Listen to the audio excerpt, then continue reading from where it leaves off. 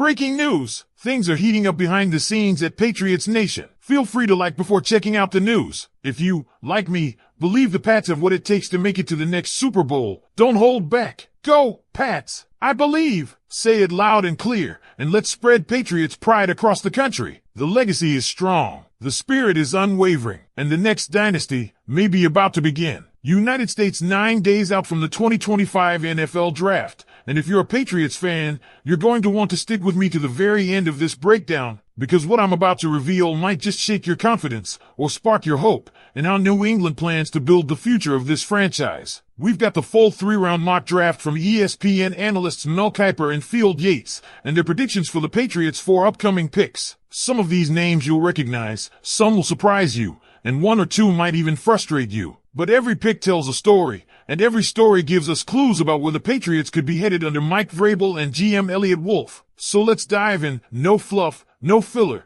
because this mock draft might tell us more about the Patriots' strategy than any press conference has. Kiper and Yates are putting Will Campbell, the LSU offensive lineman, in New England's hands with the 4th overall pick. And honestly, this might be the only move that makes sense if they don't trade down. You heard me right. It's either Campbell or a blockbuster trade. No Shadar Sanders in the top 4. Hunter's going to Cleveland. Carter's heading to the Giants. And that leaves Campbell as the clear best fit for a team that had a massive question mark at left tackle all last season. Campbell's not just a strong pick, he's a stabilizing force. With a PFF pass block grade of 80.6 and only 2 sacks allowed over 866 snaps, he's exactly what you want protecting Drake Maye, who, let's not forget, was almost leading the league in sacks last year. You need to protect your quarterback if you ever want to see what he's truly capable of, and Campbell is as NFL ready as they come. What stands out even more is Campbell's leadership profile. Ally Barefoot, our host and the analyst behind this Patriots Today mock reaction, called him a verbal guy through and through,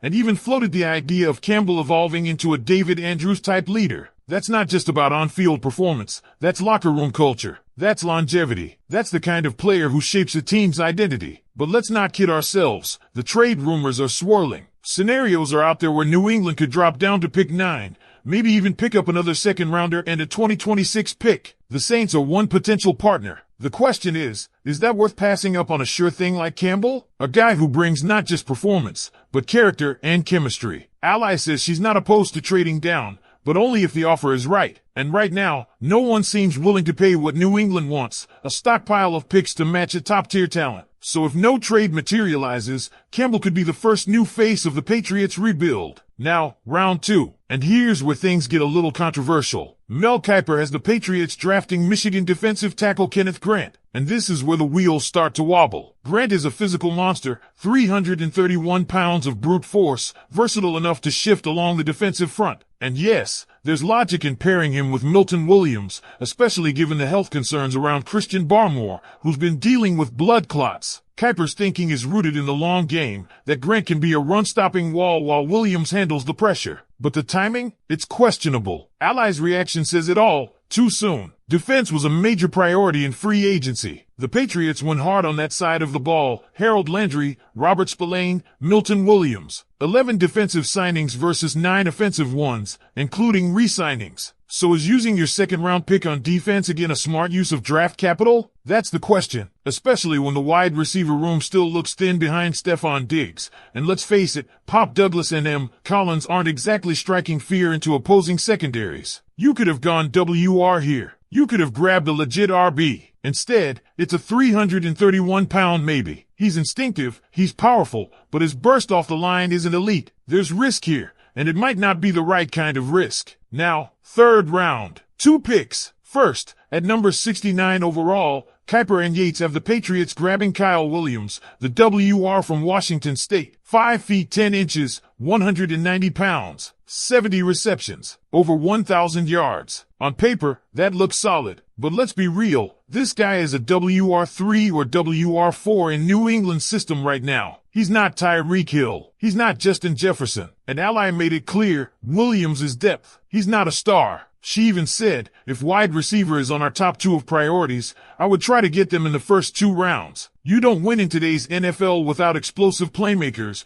and while Williams is a crisp route runner with decent catch and runability, he's not the type to change the game. So why wait until round 3 to go after a WR? The better move, she argues, would have been wide receiver in round 2 and maybe a DT like Grant here in round 3. Because let's not pretend like there aren't sleepers in round 3, history's full of them. But if WR is a real need, you need to swing earlier, especially when your only true alpha at the position is Diggs. And now we come to the final pick in this ESPN mock for New England, number 77, Wyatt Millam out of West Virginia. He's listed as a guard but played left tackle in 2023. And this pick? This one feels like a sleeper. 0 sacks allowed. Only 6 hurries and 706 snaps. That's the kind of production that wins games in the trenches. He's versatile, interchangeable, and brings serious upside as a rotational piece. The only knock? He's primarily a guard, and the Patriots are already somewhat stacked at interior OL. Micah Onwenu, Wes Schweitzer, Dyrese Robinson, Cole Strange, Lean Robinson, there's a logjam there. But here's where things get intriguing. Imagine this, Will Campbell at guard, Wyatt Millam kicking out to left tackle, and suddenly you've got a young,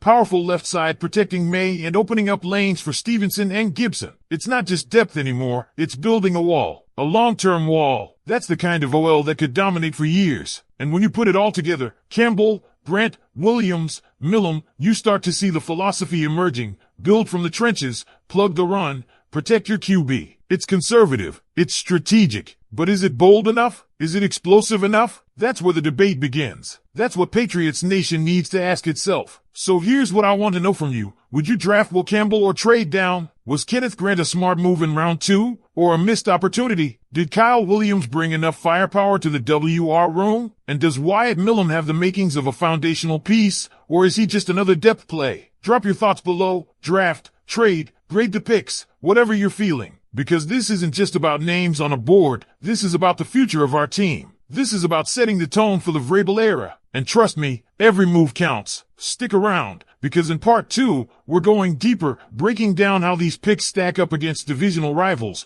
and whether this draft class really closes the gap in the AFC East. You're not gonna want to miss it. And now that we've broken down the picks, piece by piece, now that we've looked at the names and analyzed the logic, let's take a step back and look at the full picture, because here's where things get real. The Patriots have been in a weird space these last few years. Not terrible, not elite, just floating, searching for an identity. Post-Brady, post-Belichick, post-Dynasty. And this draft could be the inflection point, not because it's flashy, but because it quietly lays the foundation of what might become the next core in New England. Let's start by projecting how this draft strategy stacks up against the rest of the AFC East. We all know what Buffalo brings with Josh Allen and that pass-heavy offense. We've seen Miami build around speed and playmaking, loading up their WR room with weapons like Tyreek Hill and Jalen Waddle. And now the Jets, they've gone all in with Rodgers, again, and they've been building out that defense into one of the toughest units in the league. So where does that leave